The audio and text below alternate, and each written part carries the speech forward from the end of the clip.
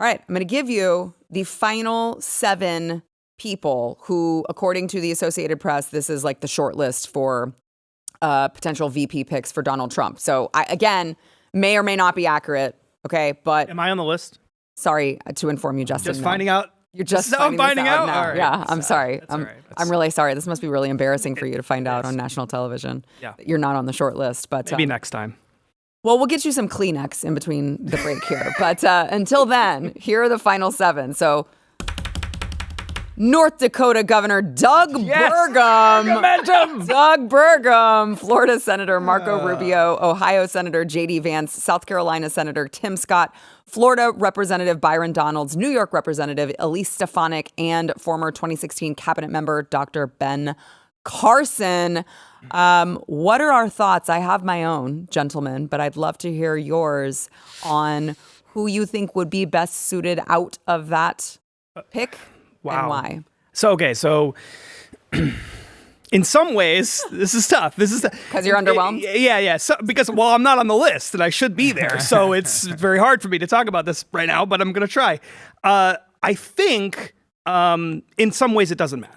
So we'll start with that. This whole segment, pointless. Because in some ways... Listen to Sara Gonzales! Because in some ways... it doesn't matter. This is mostly going to be about Trump. I think we can all agree with that. Sure. You know, that's 99% of it. However, with that said, 50,000 some odd votes in 3 states essentially decided the last election. Okay? Right. So every vote counts at this point. I think at this point, if you have to choose somebody, I think it makes sense to appeal to the African American vote. Mm-hmm. And I think choosing an African American makes sense as part of that. I mean, I think that makes a lot of sense. I don't disagree. One of the big charges that's going to be leveled against Donald Trump is that he's a racist. We know this because they've done this 1,000 times. Yeah. So we know the game plan. And I think that's a much harder argument to make when you're choosing an African American to be your vice presidential pick. So I think that makes a lot of sense as well. They have 3 on this list that I think would be good. I think Tim Scott is probably the best choice, the most experienced choice. But you just got, and I get it. Believe me, I get it. But when you look so corny. I know. I was like, I can't even listen to you. It's brutal. But when he gets into the whole like sermon cadence thing, it's terrible. But at the same time, I think it makes a lot of sense because in the key swing states, like think about some of the key swing states where African Americans can make a huge, huge difference. Mm-hmm. Pennsylvania, absolutely a huge part. Philadelphia, that's where he loses. If he loses the election, it's Philadelphia. Michigan, another state where you have African American vote, could be a big factor. Even Milwaukee, another area in Wisconsin, could be another factor. So it just makes too much sense to do that. Why you would choose, and I know this is sort of like, you know, maybe you're not supposed to say this out loud, but whatever. This is the theme of the show, right? Things you're not supposed to say out loud. Yes. Unfiltered. Right, yeah. It's like, why would you choose a white guy from an irrelevant state? Right. I just can't understand that. That makes no sense to me. So to me, African American makes a lot of sense. I like Stefanik. She'd be good. I don't know if she's ready for this in primetime. Upstate New York does nothing for you. Yeah, so I agree. I don't know. And that's why I don't love her, but so I'm with you on, I hate even talking about this because it feels so gross to talk about identity politics, which like I just hate so much. Yep. But it does obviously have to factor into when you're like, okay, this has to be a strategy here, right? Like, I love J.D. Vance, but does J.D. Vance earn you any votes that you weren't already going to get? No, because every J.D. Vance lover already loves Donald Trump. So what does that get you? So you really have to look at how much you can draw from this person that you wouldn't have already gotten. It's hard for me to say, yay, Tim Scott.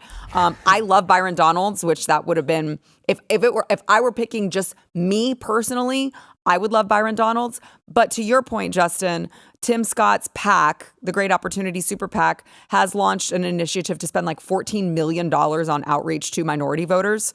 So he has a great personal story too. He does. He has a great personal story, and he clearly is putting his money where his mouth is to try to, we're already seeing polling showing that if it turns out the way that the polls suggest, the black vote, has increasing support for Donald Trump. Black voter support has more than doubled according to CNN averages. So it seems like that probably would be the good strategy, is to pick one of the black guys. I mean, I wasn't going to say it like that, but I did set you up really well. I mean, you gotta. Trump. Can we take a step back here? Pick one of the black guys. Okay. See, you didn't think I was going to make this more controversial. You didn't think that was possible. Wait, hold on here. Who are we talking about? We're talking about Donald freaking Trump. When has he ever made a decision based on identity politics? That would be totally against his brand, wouldn't it? I mean, this guy makes decisions based on supposedly what? Something. Yes. I mean, personal loyalty. No, I was gonna say loyalty. Loyalty is one of them. Yeah. But I mean, I do think that it's weird that we're talking about it like this. I've heard this from so many people, and I kind of understand it. Like I've heard, well, he's going to be a woman or a person of color, or what are we? Is this the Democratic Party we're talking about? No. Those are the things that Joe Biden says before he picks a vice president. Yeah. I mean, I think if I were him, I would want to pick, most importantly, you're Donald Trump, you're in your 70s, you have one term left. If you win, you are going to have a battle over what the future of the Republican Party is. And if you pick somebody who doesn't represent that future, your legacy is kind of done, right? Like Trump he's changed the entire direction the party was going. And if he kind of comes in, does a couple of terms, and then hands it off to someone who does not fit his vision at all, you're kind of like, you're letting your legacy kind of go down the tubes a little bit, I feel like. And I don't know if that's the way he thinks about this role, but if it was me, J.D. Vance would be someone I would consider because J.D. Vance actually believes in a very close version of the ideology. One name that was not on there that I did see on another list was Tom Cotton, who I think also fits the bill very well there, and is a little bit less. I think Trump doesn't want someone who's going to cause problems, and J.D. Vance is very good on television, but he's also aggressive, and Cotton is much more refined, maybe, if you want to say it that way, though he's Pence-ish. Yeah, I mean, a little Pence-ish. And look, we have evidence of him picking a vice president. It was Mike Pence, right? A person who didn't get in the way, who was sort of boring. He was he was a boring white guy from a state he didn't need, right? He did think though he needed the evangelical vote. So at that point, maybe that was the situation. I will say, I have a million things to say about this, and it's going to go on too long, but let me just give you one potentially different thought on it, which is Donald Trump has already done this once. Mm-hmm. He made the decision of Mike Pence. And I think to him, this is not necessarily my view, but to him, it was one of the worst decisions he made. Yeah. Because to him, in the one moment he needed Mike Pence didn't step up for him, betrayed him, as he would view. Now, that is not my view of what Mike Pence did, but that is what he sees that. So my view is you look at that group and you look at any name on there that you think wouldn't do the Trump right thing on January 6th, I think you can eliminate him.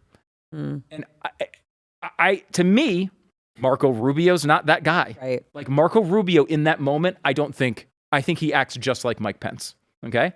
I think probably Tim Scott is the same. I agree. Yeah. I don't know. I mean, someone like Ben Carson, I think would be much more likely to work with him in that situation. I think maybe Byron Donalds, I don't know as well, but I would guess maybe he's more. J.D. Vance, I think, would be on his side in a moment like that.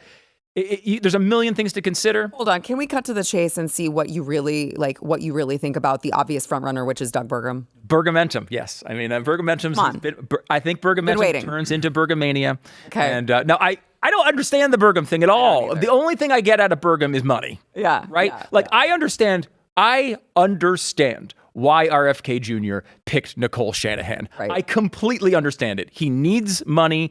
And, look, they agree on stuff too. But it should tell you something that he agrees with Nicole Shanahan on a lot of things. They have very closely aligned on many things outside of the headline issues there. But she's got $1 billion. Right. And that makes a heck of a lot of sense for RFK Jr. You wouldn't think Donald Trump would need that. I mean, Burgum isn't Elon Musk. Does he have like $1 billion or $2 billion? It's a lot of money. But like, unless he's willing to commit to half of his fortune, he's not going to really move the needle here. He might. And what else is he going to do with it? He was legitimately sending people $25 gift cards to register and to donate from $1. Remember that to get into the debates? So, but I just don't. I mean, Burgum is in a way Pence. He's very quiet. He's not going to be noticing. Yeah. But I mean, I think Pence is a better speaker. I don't get the Burgum thing at all as much as I love saying Burgumentum. I can't believe you just betrayed Doug Burgum in that manner. Wow. I'm going to make sure that he sees that, Stu. Don't aggregate that. Don't pull it out. No, we're going to do it. Stu abandons Burgumentum. We're going to do it. Okay, I want to play this clip really quick before we have to go to another break here, which is, we're talking about strategizing, which, Justin and I are like, you got to pick the black guy, right? One of them. Exactly what I said. I'm trying to throw Justin under the bus with me. Does Rubio make sense if you're just going to pick a person of color?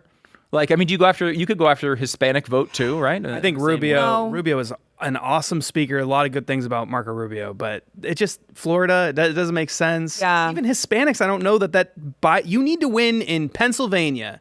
You need to win in Georgia. You need to win in Arizona. You need to win in Arizona. That might be a factor, right? Nevada, maybe. But to me, this whole thing's going to come down to Pennsylvania, Michigan, Wisconsin. You got to peel away some hardcore Democratic voters there. Are you nervous about this approach, though? I mean, you have... Yeah. Look, I'm nervous about the entire thing. Of course I'm nervous. You're trying to put him in prison. I still don't feel good about the security of the election. I'm nervous about the whole thing.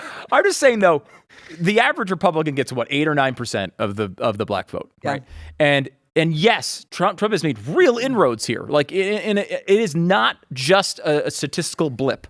But what we're talking about is him getting maybe 20% of the black vote. The vote, the African Americans are 12% of the population. They're probably about 9 or 10% of voters. So you're talking about 1/10 of 1/10 of the population, and this is your main strategy? Like, I don't know. I mean, it might work. It hasn't worked for most people who have tried it. Trump seems to be better at it. I agree, but I don't know if that's the way he's going to win the election. Well, it might not be the main strategy. It just could be a supporting strategy, right? Because there are maybe it's helpful. Yeah, I mean, there are a ton of other reasons why people would want to vote for Donald Trump rather than Joe Biden, which I don't even have time to get into now because they are so many about just their daily lives and how much worse off they are than they were under Donald Trump. But I want to play, speaking of, minorities supporting Trump, I want to play rapper 50 Cent was actually on Capitol Hill yesterday meeting with lawmakers alongside civil rights attorney Ben Crump, who, by the way, is not like Ben Crump is not a Republican, okay, I just want to say. Yeah. And so 50 Cent, he was asked a bunch of questions by reporters, and he had this to say on blacks supporting Trump. Watch. Have you made a decision? I haven't. Okay. What do you think is the significance? Thank you. Just the last question. What do you see as the significance of African American men in this election? For both of you. I see them identifying with Trump. Why do you say that? Because they got RICO charges. So 50 Cent said the reporter asked about who African American men identify with during this election, and he said I see them identifying with Trump because they got RICO charges too. Look, I like Ben Carson. Why are we screwing around with Ben Carson? Trump fitty. Yes. Yeah. Trump fitty. Yes. He's got money, doesn't he? Yeah, he's got tons of cash. He's the vitamin water guy. Yeah. I mean, not to mention, he has the liquor company. Liquor. That's why he was there to talk about the liquor company. So, I mean, Trump fitty 24. Oh my God, I'm so in. Actually, it probably would help him. But look, last word, real quick. I think the idea here is you want to send the message to people that Trump really is appealing to the African American community. He's really making an effort. He is not a racist. I think this is the easiest, simplest way to do that. And what Justin is saying is Trump fitty 2024 is what Justin just said. If you like this clip and you want to see the full episode, click here. And if you want to subscribe to the channel, come on, you know you do. Click here.